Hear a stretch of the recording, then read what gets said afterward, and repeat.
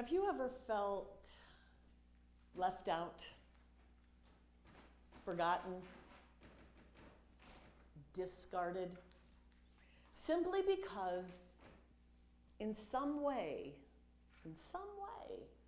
you were different? I have a story for you, if that has ever been true in your life. Today's gospel reading that Al just shared with us is the story of two people who were different. Really different.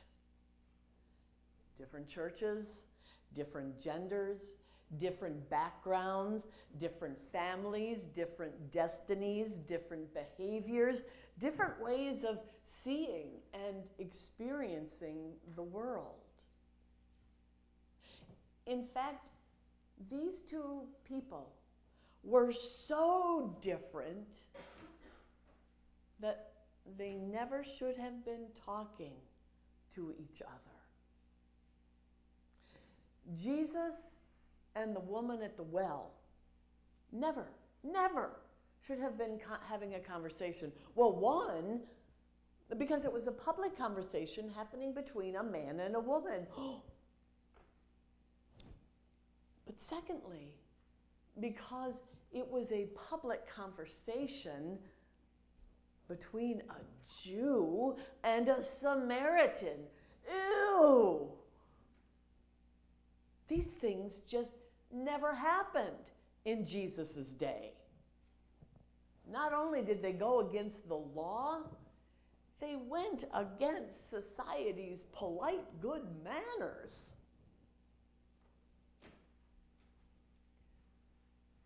Just look at how differences separate people.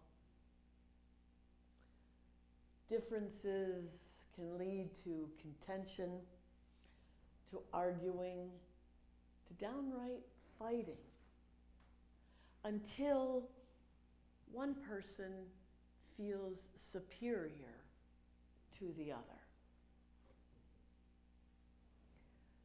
But here, in this gospel story, there's a twist.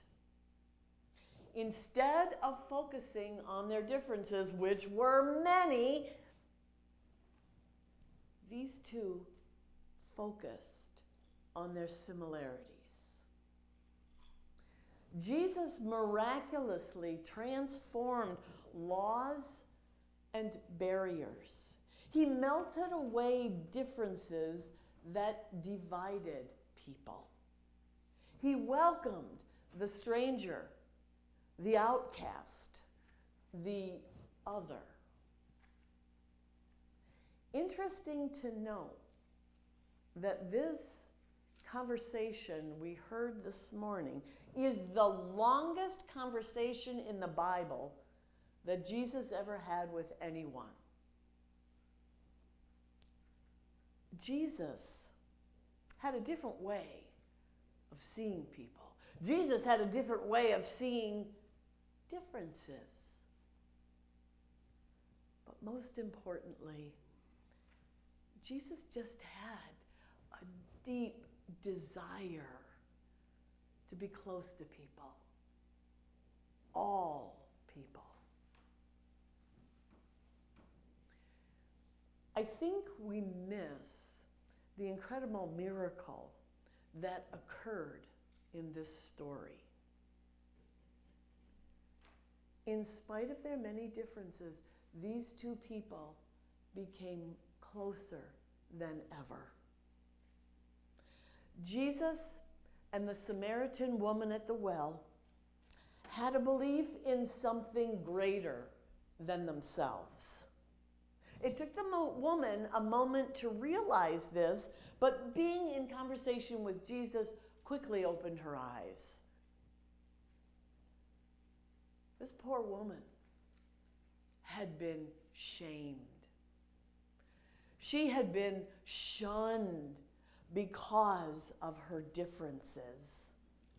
The fact that she is at the well at the hottest time of the day. Nobody does that. But this woman, who was just tired of being bullied and shamed and shunned, had to go to the well at the time of day when nobody else was going to be there. Jesus and this Samaritan woman both held a singular need for love. They shared a desire for peace. They both wanted the abundant life. And these needs were far stronger than the need to point out their differences. John announces in his gospel time and time again, wish we could have a Bible study on this, because the first sermon I wrote here, I had to throw out because it was a Bible study and it would have gone on too long. But John announces over and over again in his gospel that with the arrival of Jesus, a new era came, a new intimacy, a new closeness with God, and because of that, new closeness between people. Jesus declared that the kingdom is so much more than the differences we see between ourselves and others. It's so much more than male and female. It's so much more than social barriers that separate us. Jews, Samaritans, friends, enemies, insiders, outsiders, us, them. Jesus heralded in an entirely new era of welcome and reconciliation. Take down the barriers, bridge the divide. The hour is now coming. It is now here, he says.